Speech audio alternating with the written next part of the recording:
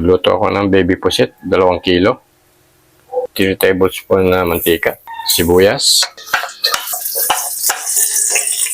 Bawang.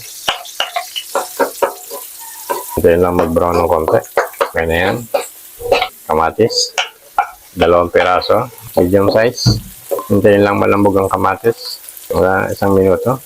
Habang hinihintay kong malamog ng konti ang kamatis, ito yung pusit.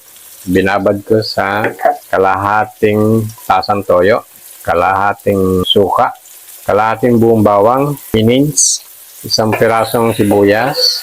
Nilagyan ko ng 3 tablespoon na asukal, 1 pack na oyster sauce, 1 teaspoon na pamintang durog, saka 1 dahon ng laurel. Okay ko na binabad ko sa 15 minuto. Ang pusit maluluto lang to sa 3 hanggang 4 na minuto. Pag nag-iba na ang kulay, ilagay na yung pinagbabaran.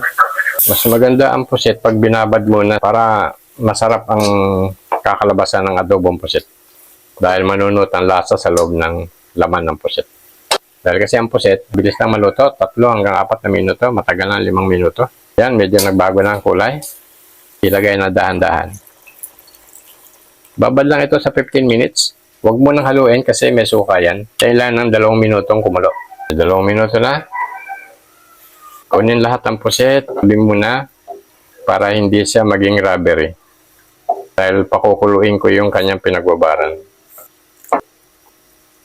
Hayaan kumulo ang pinagbabaran ng 5 minuto para maluto yung suka toyo.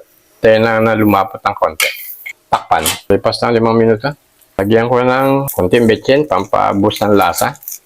Okay na to.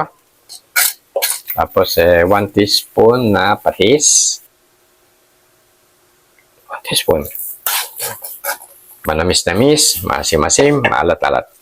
Ilalagay ko na yung nalutong pusit. Itikman. Good for 5 to 6 tao. Sakto lang. Saktong asim, alat, namnam.